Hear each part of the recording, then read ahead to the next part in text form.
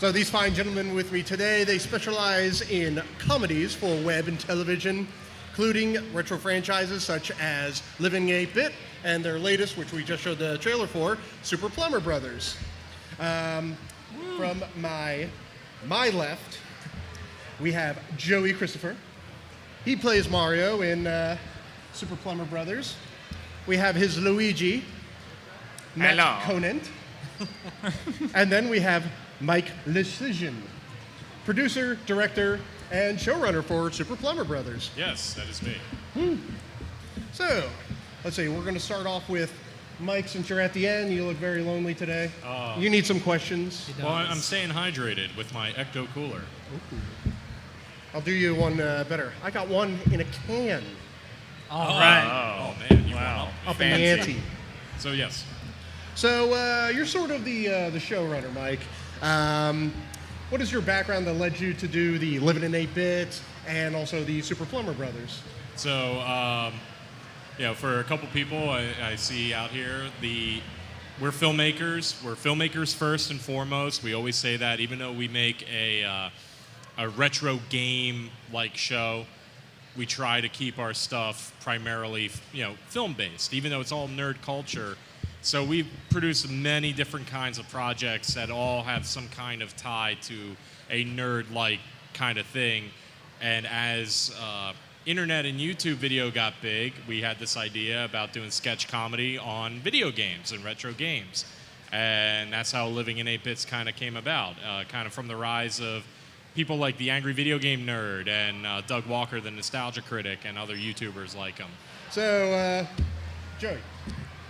So you're a writer, you're an actor, and from, say, this episode, how much of this was scripted and other stuff just on the cuff, just stuff that you just did on set that day? I'd say about maybe 95% of it was scripted. Normally with Living in 8-Bits especially, we did a lot of improvisation, a lot of on-the-cuff things. The script didn't really matter as much as basically getting the general gist of things. But with Super Plumber Brothers, we really tried to take a more narrative approach. So we had a huge structure, like a story structure that evolves from episode to episode, which is really a new thing for us. So we tried to adhere to a script this time more so than we have in the past. That's not to say that we don't, there's not moments where, something really inspires us and we kind of go with it. But yeah, I'd say a good portion of this was stuck to the script, which was very good script, by the way. Oh, thank you. So I forget which of us wrote which ones at this point, but it was all kind of a collaborative effort. So, did you guys put any contributions to your own parts? You know what? I would feel better if I did this, or Mario did this, Luigi did that.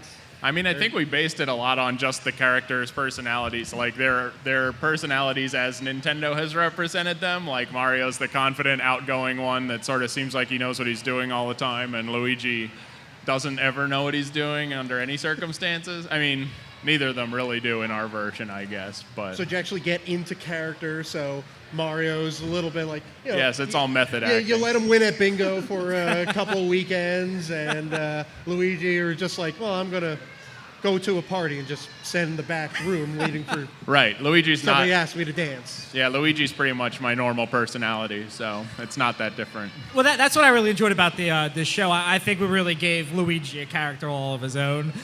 Something we haven't really seen from Luigi in past iterations of him. So I think Matt should be commended. He did a very excellent job bringing life to that character and giving him, a very substantial arc throughout the whole series. You also gave Bob Hoskins a run for his money. I'll put that out there. You write for the show. You also are the talent. Which one of those two do you actually prefer? I act out of necessity, so I far prefer writing. I'm an introvert, and my preferred place is behind a computer screen and putting a script together. But it's ensemble comedy. It works well when we're all in it together. I love working with these guys, and Joey is awesome to work with. So it's fun. But my favorite part of any film project is always the ideas and then the putting it down on paper. And once it's on paper, it becomes like a thing that, okay, we have to do this now and we have to get it done. But concept ever, is always my favorite. So starting off, were you a little self-conscious about being on films? Like, I wrote this, I can't find any actors, and I have to do it. Well, whose idea was it to make me Luigi? That would have been Jeff Right. Lawrence, who played Greg Belmont in the original Living in 8-Bit series. Right. I have him to thank. He was heavily lobbying for us to do a Luigi in our series for a long time, and then at one point he just said that just make Matt it, because I was very resistant to doing it. He's like, just make Matt that, and I was like, actually. And They had we a did tall, it, awkward guy. well, we did it as a one-off joke, and everyone loved it, and we just kept doing it. And if you look at our original series, which is available on DVD at our booth, right back that way, if you look at the first couple Subtle. Luigi, It was subtle. you look at the first couple appearances of them, it's like a one joke here and a one joke there, and everyone just loved it. So we just kept adding more and more until Matt wrote an entire episode, which was kind of like the spiritual predecessor to Super Plumber Brothers, which was called Super Mechanic Brothers. So it was kind of like a Mario Kart theme, where the plumbers ran an auto body, and that's kind of how the spin-off of Super Plumber Brothers came about, with Carmen's idea, who's not here today, but Carmen, one of our producers, and then that episode. And that's how Matt became Luigi. Yeah. That's bad. how. So I've worked with you guys before. I was in episode 6 of Super Plumber Brothers. I You got did to an say excellent my job. lovely line of, He is awesome. He's a yeah. standout. let's see, what was it exactly? It's like, oh, how's the educational system at the Banshee Boardwalk? Right. Yes, the real estate episode. I actually still remember that line from a year. A year ago, I still remember that line. Very impressive. I was like, oh, I could have done that so much better. Was that the same outfit as you had at that scene? This is close to the old outfit that I had. At least I still have the hat. So we had a lot of extras on that one scene, but how many people do you usually have on set at any given time? You know, people behind the scenes, people in front of the camera, typically. I'll throw that one to Mike. It varied. I mean, if anybody here familiar with filmmaking or have done it before a little bit? Some filmmakers. Yeah, so if you've done it before, you know that it's not a one-man job. It is a very laborious process. It is time-consuming. It is incredibly difficult. And it really does take an army to create a film. And in our case, we're very low, no budget. So we kind of have to rely on extremely talented people to do multiple jobs. We would probably have on every shoot day a set crew of about 4 to 5 people doing several odd jobs. Some of them included being lighting, sound, camera assisting, props, set design. We had a bunch of people who weren't there for the shoot, but they were putting stuff together before the shoot. So like we had a prop team, which is something that we never really had before. And this is all still a super small crew.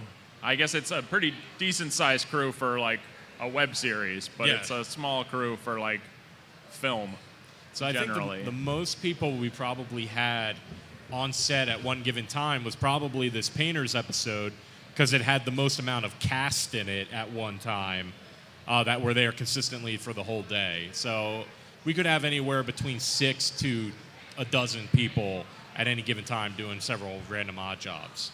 How much pre-production do you have to do, basically per episode or just before shooting any scenes? I guess, how long did it take from concept to actually shooting episode 1 of this? I feel like it was 6 months, 8 months. It was concepted in February of... This is a 6-episode miniseries, so it was concepted in February of 2015. The writers' meeting was in April of 2015. The first bit of shooting happened at the end of June, and then the rest of the series wasn't shot till that October or November.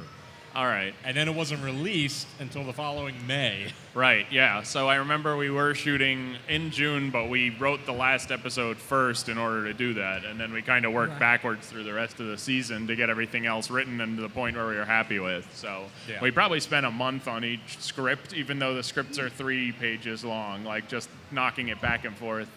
So for other shows on YouTube, is that typically what you've heard Nope. is usually the pre-production time and whatnot? No, I think most YouTube channels are like let's do a video a day and let's bang them out. And our channel has always been a little bit different. Like Mike said at the beginning, we're filmmakers first, and kind of like YouTube's a place to put stuff up, but we don't consider ourselves YouTube filmmakers, I wouldn't say. So we spend a lot more time on production value than we probably should for some of these projects. Well, and also there's so much more stuff that we do that isn't video game YouTube related. As a matter of fact, we have another short film that is a horror sci-fi film screening in New York City tonight. So a couple of our people are actually up there in New York covering that while we're here at RetroCon. So we do a lot of different things. It's just living in 8 bits seems to have been the thing that people have really attached to and identified us with.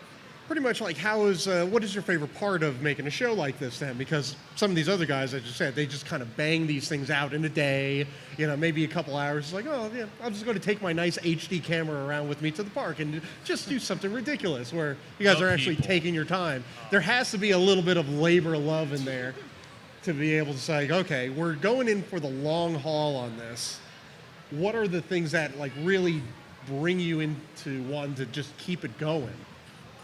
I think it's just because of the people we work with. We're all friends. We all have a good chemistry. We all work really well with one another. We know each other's nuances in and out. And I think once we have that collaborative effort, all of us, just really enjoy working together and creating things together.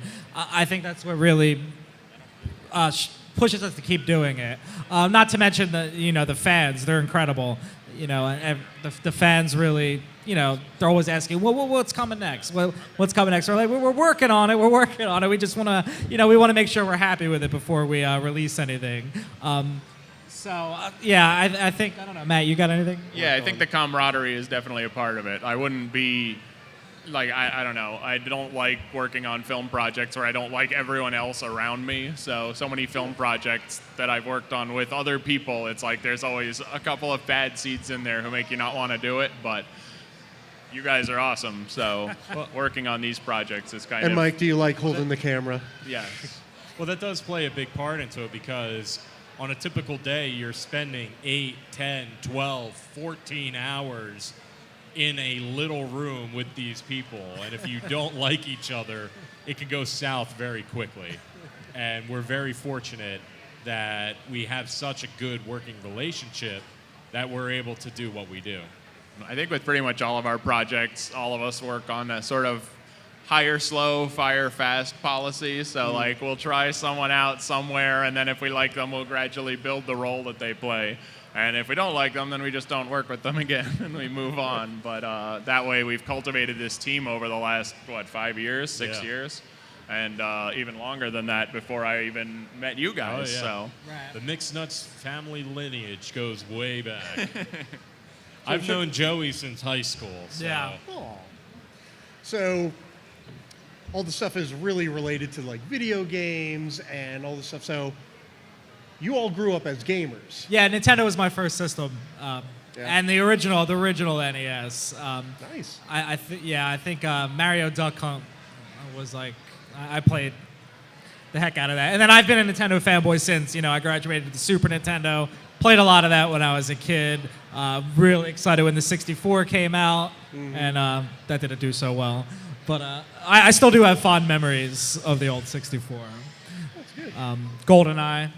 yeah, no, definitely. I was always a Nintendo guy. I think I was 6, and my dad brought an NES into the house.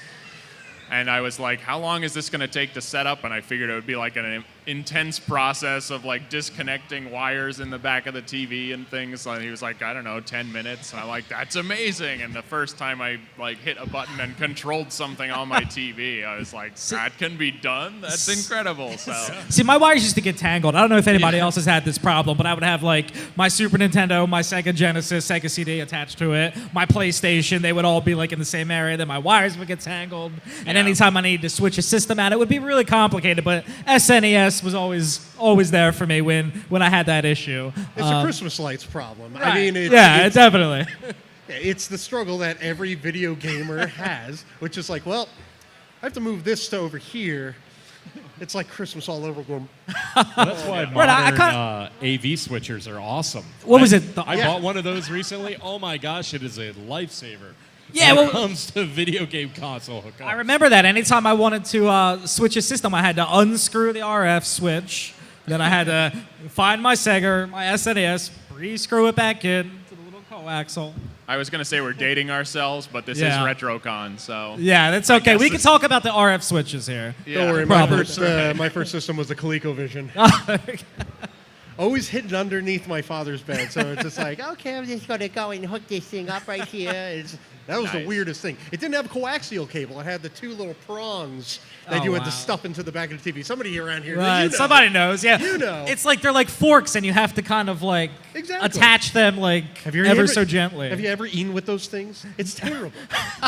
I mean, you get very little food from them. Right? Yeah, I remember. I remember those. I remember those. And then we went to the standard AV cables with. I think I think PlayStation started doing that. You know, the red and the yellow and the white.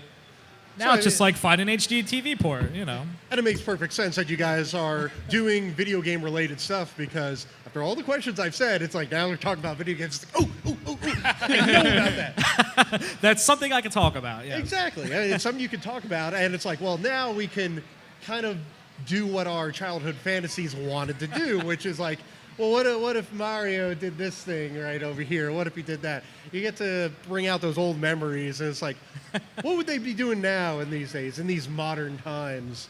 And you're putting it to film, which is excellent. And it hits that chord with people, too. I mean, going into it, did you guys think about, like, I feel this way. I like video games. I like doing film work. I wonder if other people are going to be, liking this, too. Right. Yeah, I think it's part of the collective consciousness Yeah. of video games at a retro because it's so much easier to create something you're passionate about, something that everybody can be passionate about. Like video games, especially now, it's just like seems like the most natural thing to make any kind of videos about or any kind of film It's because a conversational piece. Right. It's a huge conversational piece, and everybody's like, "Ooh, it's about a video game. Let's see what they're making." And the YouTube community with gaming is so huge, and even like RetroCon here, just so many people come out sharing this like passion for video games and everything they grew up with. So I think it's really easy to relate to people in that sense.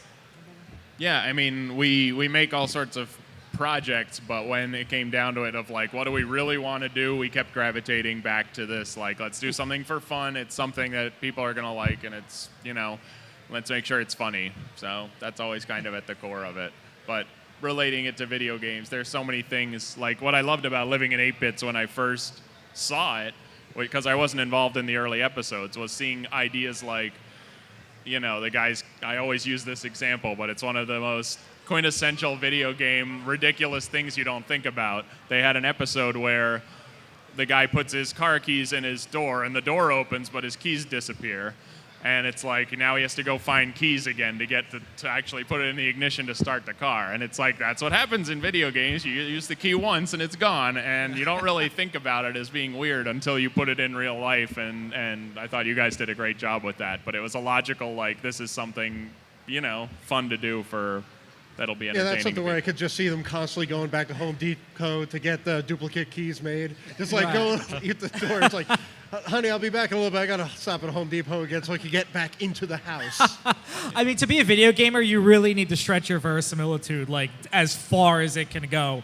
And I think that's just what's great about this series that living in 8-bits, especially is we've looked at the ridiculousness of some of these concepts in video games that people just don't even think twice about. They're playing a game, they don't think about it. Like Matt said with the key, or I'd a lot love to of. see it like an actual video game do it in reverse. So if you're playing the new Doom or something, you pick up a key, then you run to like the hardware store, just make like 20 copies of it. Yeah. And you're like, there. You can only carry like Just one a gun on bag your of back, keys that you just had That's a made. joke that we should have had in that. right? Got to run to the You hardware. guys should have have to brought do me it. on as a writer. We'll have to George That's Lucas one. it I and do could- the special I'm That's edition. right, special Hand that edition out to a good eventually. 10-minute episode. Exactly.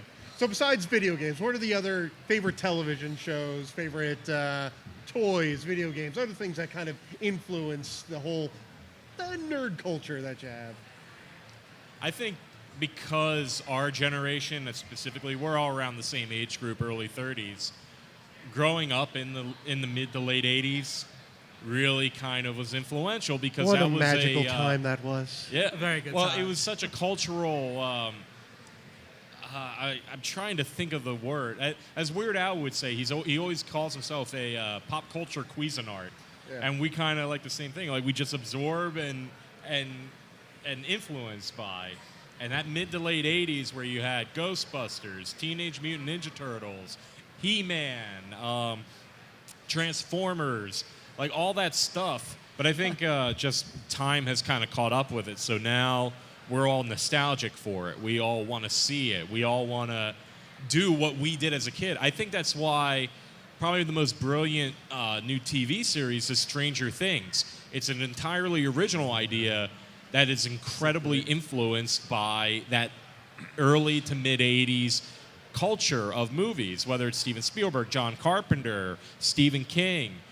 That's it was why funny. I read an interview with those guys. It's the Duffer Brothers, and they said they actually grew up. They were, I guess, a little maybe younger than us, and grew up playing Magic: The Gathering. And we're we didn't play D&D, but Magic: The Gathering wasn't around in 1983, so we're gonna have to use the closest equivalent for this time period. But you can see like how people today now are being so heavily influenced by it, and we're seeing a lot of new creative content out there, and we're kind of a product of that. We're a product of that time. We're creating stuff that influenced us to get into it in the first place, and you see that. Yeah, it's kind of a cycle. That's why you'll see a lot of good movies where remakes are influenced by movies that came before it. I mean, Martin Scorsese, Steven Spielberg, and George Lucas, we all think of them as master filmmakers, but they were all influenced by the stuff that they grew up with. Star Wars is nothing more than like Buck Rogers and Such frauds, those guys. I know. It's like Just Wizard of stole Oz. everything. It's just all that. I mean, Star Wars is really a mix mash of all this stuff that George Lucas grew up with and recreated as his own. Spielberg did the same thing, and now we're doing the same thing with the stuff that we grew up with. Right. Even the horror film that's screening in New York is heavily X-Files influenced, I would say. So. Yeah, I think I saw it about 3 or 4 times so far, and every time it's like, you can just squeeze us into X-Files. Just like, Yeah. push it right It's called in there. Vessel. It is. We never even named it by name, but it's called Vessel. That's true. We just keep talking about this vague film. But it's doing the festival circuit now, so check it out. It'll eventually be online. Otherwise, go to film festivals. They're awesome. So if you had to essentially had the opportunity to make a sequel or to bring any franchise back from the dead, as it were, or anything from your youth, and it was like, okay, here's the rights to it, go nuts. Which franchise would you want to make a sequel or a reboot series of? I kind of feel like that's asking for it. That's a loaded Like question. you're gonna ruin it. Because people are resistant to see remakes of the stuff that they grew up with. For no matter how You valid wouldn't reason. try. If someone gave you the rights to The Legend of Zelda, you wouldn't try. But that was never made into a movie. No, though. it wasn't. And I know So, Nintendo doesn't really. But I would like that's to also the thing. I would love to make a Legend of Zelda movie, but I'd be petrified. I would be terrified. I almost don't want to do it because I would be resistant the way J.J. Abrams was resistant to do The Force Awakens. Because, you look at that, you're like, that is a heavy load that's going to be on your shoulders. How do you live up to an impossible standard? Yeah. And I think that was the issue with Ghostbusters and Teenage Mutant Ninja Turtles and all these remakes and reboots. I would like if someone said like, "Hey, we're going to remake Back to the Future," and you could do it. I'd be like, "No, I don't want to touch it." So what you're saying is you want that dark Rainbow Bright movie. Yeah, and I don't know what he's talking about because I would love to make a Short Circuit 3. I think Short Circuit needs to come back. That needed to Johnny- be made, Then and you get nobody 2. made it. There was And so 2's much just so left good, in like that Johnny Johnny world. Five I must love come Short back. Circuit 2. Fisher Stevens. I mean, you can't beat it. Joey is a big Fisher Stevens fan. By the way. I used to have a Fisher Stevens website in high school. It was one of those GeoCities or Angel Fire sites that I made into a Fisher Stevens fan site. And that was the prime of my life. I keep waiting for Fisher Stevens to be the true villain in Mr. Robot. He hasn't appeared yet, but it's logical. So what's next for you guys? So right now we're just kind of still plugging Super Plumber Brothers. We're internally talking about the idea of a Super Plumber Brothers DVD, a new DVD set. Not 100% on that yet, but if you would like to support it, a good way to support us is by checking out our table in the back, Living 8-Bits DVDs, Nerd vs. Geek DVDs. You can check out all of our past work, and that helps us moving forward. Yes, we haven't been producing as much in the last couple of months because we've just finished this and it's like exhausting. But we have been doing a lot of writing and we've been making a lot of contacts. We have a couple of shows that have been optioned by actual TV studios to hopefully get on television, which we can't really talk about because they're under NDA, but they exist. Basically, people in the last couple of years have been saying, everyone we show these things to, many people have said it's like, it reminds them of sitcom level NBC style comedy, which is a huge compliment whenever we hear that. Like we're heavily inspired by 30 Rock and that kind of style, single camera, non-laugh track comedy. And it seems like larger studios agree with that. So with luck, in the next 6 months to a year, we'll have more announcements to make about stuff you might actually be able to see on television. But yeah, you can check us out online. It's cinevore.com, like a carnivore, but with film. And MixNutsProductions.com. And if you have trouble remembering the URLs, again, our table is right back there. And we got business cards and DVDs and all sorts of swag.